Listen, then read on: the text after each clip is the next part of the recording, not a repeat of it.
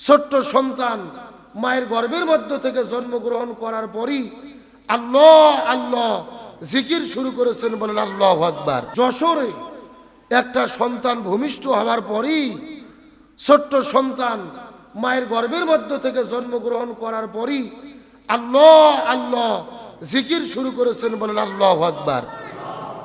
একেবারে ছোট্ট সন্তান ভূমিষ্ঠ হওয়ার পরই তার মুখ থেকে আল্লাহ আল্লাহ জিকির শুরু হয়েছে। আল্লাহু আকবার, আল্লাহু আকবার এই বলে তিনি ধ্বনি উত্তোলন করেছেন। হসপিটালের মানুষগুলো বড় আশ্চর্য। সোশ্যাল মিডিয়াতে পর্যন্ত নিউজ করা হলেন, টেলিভিশনের মধ্যে পর্যন্ত দেখানো হলেন। আমরা তো জানি আমাদের সন্তান যখন দুনিয়াতে আগমন করেন অন্তত 2-2.5 বছর পরে কথা বলা শিখে, অথচ এই ছোট্ট বাচ্চা ভূমিষ্ঠ হওয়ার পরেই আল্লাহর নামের জিকির শুরু করেছেন। তার মানে আল্লাহ তাআলা বুঝাতে চাই, যেই সন্তানকে আল্লাহ তাআলা মায়ের পেটের ভেতরে 9 মাস ধরে খাবার দিয়েছেন, বড় করেছেন, ওই পেটের ভেতরেও যেই সন্তান আল্লাহর নিয়ম নীতি ফলো করেছেন, আল্লাহ যদি চাই ওই সন্তান পৃথিবীতে আগমনের পরই আল্লাহকে ডাকতে পারে। জোরে বলেন না সুবহানাল্লাহ। আল্লাহকে ডাকা এমন একটা ইবাদত, জিকির করা এমন একটা ইবাদত, এই দুনিয়াতে আপনি যত ইবাদত করেন, আমরা নামাজ পড়ি আল্লাহর জন্য, কিন্তু আমরা যদি নামাজ পড়ি আল্লাহ আমাদের জন্য নামাজ পড়বে এমন কথা কি কোরআন হাদিসে আছে? আমরা যদি রোজা রাখি আল্লাহ আমাদের জন্য রোজা রাখবে এমন কথা কোরআন হাদিসে আছে? নাই। আমরা যদি নামাজ পড়ি আল্লাহ আমাদের জন্য নামাজ পড়বে না। আমরা যদি রোজা রাখি আল্লাহ আমাদের জন্য রোজা রাখবে না। আমরা যদি হজ করি আল্লাহ আমাদের জন্য হজ করবে না। কিন্তু আল্লাহ বলেছেন ফাজকুরুনি আযকুরুকুম, তোমরা যদি আমি আল্লাহ আমাকে ডাকো, আমার জিকির করো, আমিও তোমাদের জিকির করব। সুবহানাল্লাহ বলেন না। আমরা যদি আল্লাহকে ডাকি, আল্লাহকে স্মরণ করি, আমাদেরকে স্মরণ করবেন কে? এই জন্য চিৎকার করে বলি আল্লাহু আকবার। তাহলে ছোট সন্তান যদি আল্লাহকে ডাকেন, আসমান জমিন গ্রহ পর্বত নক্ষত্র গাছপালা নিহারিকা সাগরের মাছগুলোও যদি আল্লাহকে ডাকেন, ওই আল্লাহকে ডাকার দরকার আছে না নাই? সুতরাং আমরা যদি আল্লাহর জিকির করি, আল্লাহকে ডাকি, আল্লাহর তাসবিহ করি, আমাদের মান সম্মান ইজ্জতকে বৃদ্ধি করে দেবেন কে? আচ্ছা বলেন তো দেখি, নেতার যদি প্রশংসা করা হয় তাহলে কার লাভ? কথা কয় না। নেতার লাভ। নেতার প্রশংসা করলে নেতার লাভ। যদি শিক্ষকের প্রশংসা করা হয় কার লাভ? শিক্ষকের লাভ, এর সুনাম ছড়িয়ে পড়বে, ছাত্র বাড়বে। যদি ডাক্তারের প্রশংসা করা হয় কার লাভ? ডাক্তারের লাভ, রোগী বাড়বে। যদি আপনি ব্যবসায়িকের চিকিৎসক প্রশংসা করেন তাহলে আর খরিদ্দার বাড়বে। যদি আপনি হুজুরের প্রশংসা করেন হুজুরের হাদিয়া বাড়বে। কিন্তু যদি আল্লাহর প্রশংসা করেন কার লাভ? আল্লাহর লাভও নাই, ক্ষতিও নাই, বরং যে আল্লাহর প্রশংসা করবে তারই লাভ। জোরে বলেন সুবহানাল্লাহ। এই জন্য আল্লাহর প্রশংসা করতে আমরা কার পূর্ণ বোধ করব? আল্লাহকে আমাদের ডাকতে হবে। আমার প্রিয় বন্ধুগণ, মুসলমান ভাইরা গভীর মনোযোগ লক্ষ্য করুন। আল্লাহকে ডাকা এবং আল্লাহর তাসবিহ পড়া, আল্লাহর জিকির করার আল্লাহ তাআলা কত মহত্ব তাৎপর্য বর্ণনা করে বলেছেন। এই দুনিয়ার ভেতরে আমরা যদি নামাজ আদায় করি, আল্লাহর জন্য নামাজ পড়লে আল্লাহ কিন্তু আমাদের জন্য নামাজ পড়বে না। আমরা যদি আল্লাহর জন্য রোজা রাখি, আল্লাহ রোজা আমাদের জন্য রাখবে না। আমরা যদি হজ করি আল্লাহ আমাদের জন্য হজ করবে না। কিন্তু আল্লাহ বলেন, গভীর মনোযোগ বোঝার চেষ্টা করো, ফাজকুরুনি আযকুরুকুম, তোমরা যদি আমি আল্লাহ আমাকে ডাকো, আমিও আল্লাহ তোমাদের ডাকা শুরু করে দেব। তোমরা আমার স্মরণ করো, আমিও তোমাদের স্মরণ করব। তোমরা আমার জিকির করো, আমিও তোমাদের জিকির করব। চিৎকার করে বলেন আল্লাহু আকবার। এই দুই বাচ্চা দুই পাশে রাখেন, এই জন্য জামাত করতে দিলে হবে না তো এদের। হ্যাঁ, আপনি এই পাশে একজন রাখেন, ওই পাশে একজন রাখেন। আমার প্রিয় বন্ধুগণ, মুসলমান ভাইরা গভীর মনোযোগ লক্ষ্য করুন। ওই আল্লাহ তাআলা কোরআনুল কারীমের ভেতরে কত চমৎকার করে বলেন। আল্লাহ রাব্বুল আলামিনের ঘোষণা, সূরা বনী ইসরাঈল 23 নম্বর আয়াতের মধ্যে আল্লাহ রাব্বুল আলামিন বলেন, ওয়াকাদা রাব্বুকা আল্লা তা'বুদু ইল্লা ইয়াহু ওয়া বিল ওয়ালিদাইনি ইহসান। আল্লাহ বলেন, হে পৃথিবীর মানুষেরা, আমি আল্লাহ তাআলা তোমাদের আদেশ করতেছি, ওয়াকাদা রাব্বুকা আল্লা তা'বুদু, একমাত্র আল্লাহর ইবাদত করবে, আল্লাহ ছাড়া কারো ইবাদত করা যাবে। কিন্তু বললেন আল্লাহ, আমার ইবাদত করার পাশাপাশি তোমরা তোমাদের পিতা মাতার সঙ্গে সদাচরণ করবে। আমাদের প্রথম নম্বর দায়িত্ব আল্লাহর ইবাদত করা, আল্লাহর দাসত্ব করা, আল্লাহর গোলামি করা। আল্লাহ বললেন তোমাদের 2 নম্বর দায়িত্ব পিতা মাতার খেদমত করবে, তাদের সঙ্গে ভালো ব্যবহার করবে, সদাচরণ করবে। চিৎকার করে বলেন, কার কথা? আবার বন্ধুগণ, মুসলমান ভাইরা গভীর মনোযোগ লক্ষ্য করুন। আল্লাহ কোরআনুল কারীমের ভেতরে যতগুলো বিধান দিয়েছেন, কোন বিধান বর্ণনা করার পরে আল্লাহ তাআলা ব্যাখ্যা দেয় নাই। কিন্তু আমার আল্লাহ তাআলা যেখানে যেখানে পিতা মাতার খেদমতের কথা বলেছেন, এই পিতা মাতার খেদমতটা কেমন হবে আল্লাহ নিজেই ব্যাখ্যা করে সাথে সাথে বুঝিয়ে দিয়েছেন। এখনো বোঝেন নাই?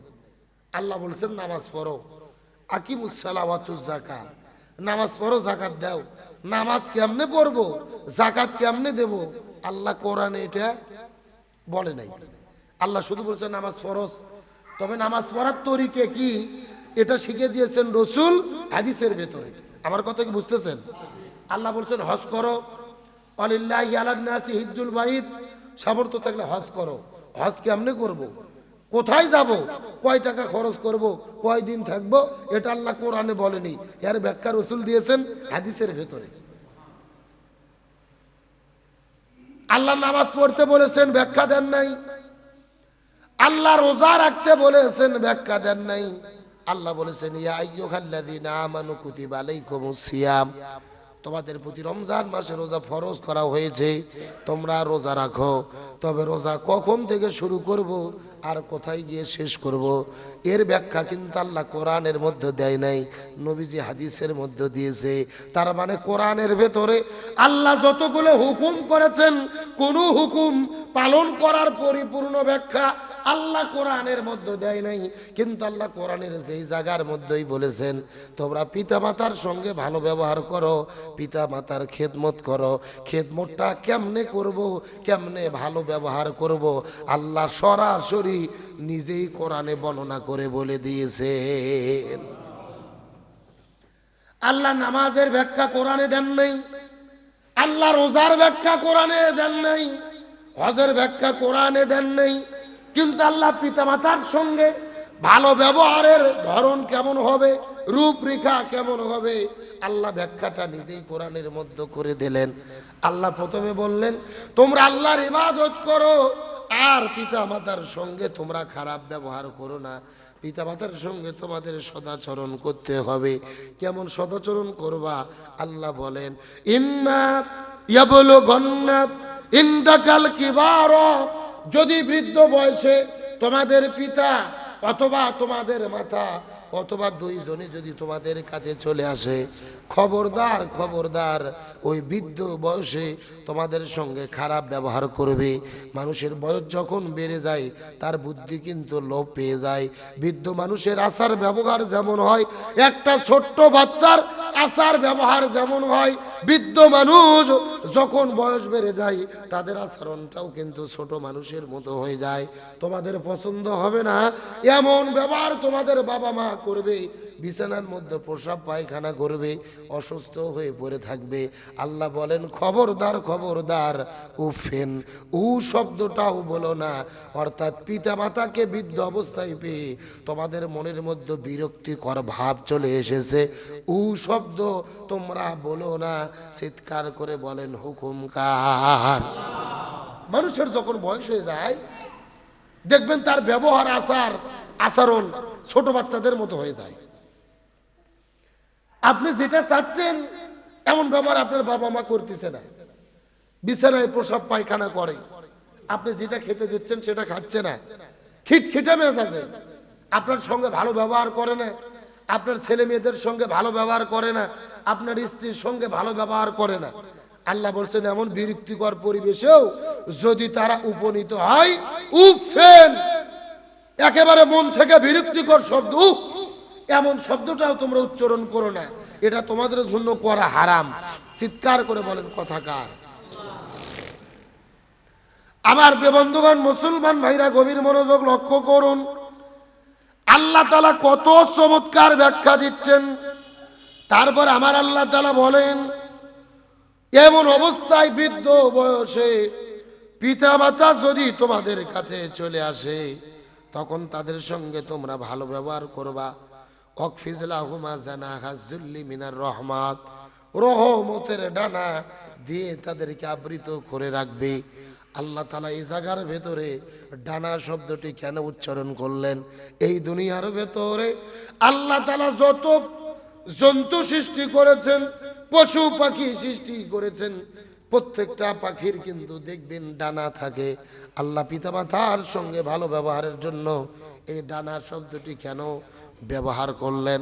তার পেছনে কারণ হলো, এই যে পাখি অথবা হাঁস মুরগি যাদের ডানা রয়েছে, এই ডানার ব্যবহার আল্লাহ কেন করলেন? যখন আপনি দেখবেন হয়তোবা প্রচন্ড ঝড় শুরু হয়েছে, প্রচন্ড বৃষ্টি শুরু হয়েছে, আপনি দেখবেন পাখিগুলো, হাঁস মুরগিগুলো বৃষ্টির ভেতরে নিজেরা ভিজে যায়, কিন্তু তাদের সন্তানদেরকে ভিজতে দেয়। এ প্রচন্ড শীতের মধ্যে দেখবেন এত কনকনে শীত, আমরা 4, 5, 4টা 10টা করে পোশাক পরি, তারপরও শীত নিবারণ করতে পারি না।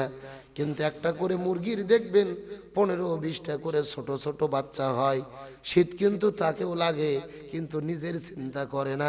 এই মুরগিগুলো ডানাগুলো বিছাই দিয়া ছোট ছোট বাচ্চাদেরকে হেফাজত করে ও প্রমাণ করে, প্রয়োজনে আমি শীত লেগে দুনিয়া থেকে বিদায় নিয়ে চলে যাব, তবে আমার সন্তানদের কষ্ট পেতে দেব। এই জন্য আল্লাহ তাআলা দানা ব্যবহার করলেন।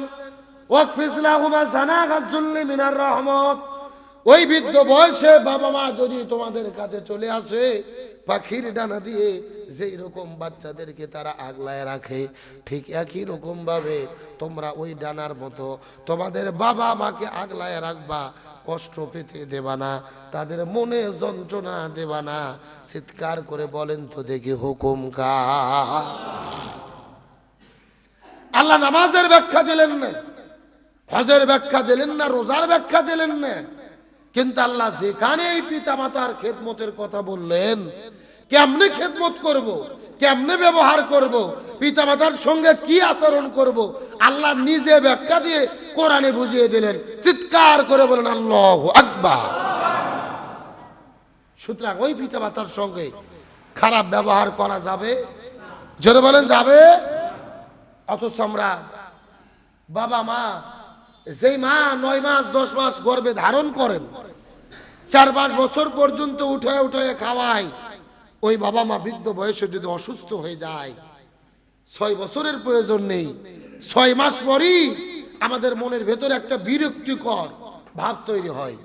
আর আমরা মনে মনে বলি, যেই বয়সে পিতা মাতাকে নিয়ে আর পারি না, বিছানায় পড়ে আছে, এর চাইতে মনে হয় মৃত্যুই ভালো, এমন ধারণা অনেকের মনে আসে কি আসে না? যে বিছানায় পড়ে আছে, উঠতে পারে না, বুঝতে পারে না, এর চাইতে মনে হয় মৃত্যুই ভালো। আল্লাহ ইমানের হালতে মৃত্যু নিক না। পিতা মাতা আপনার, আল্লাহ আপনার পিতা মাতার মৃত্যু আশা করতে বলেনি, কল্পনা করতে বলেনি, বরং আল্লাহ তাআলা আপনার পিতা মাতার সঙ্গে ভালো ব্যবহার করতে বলেছেন, সদাচরণ করতে বলেছেন। চিৎকার করে বলেন আল্লাহু আকবার।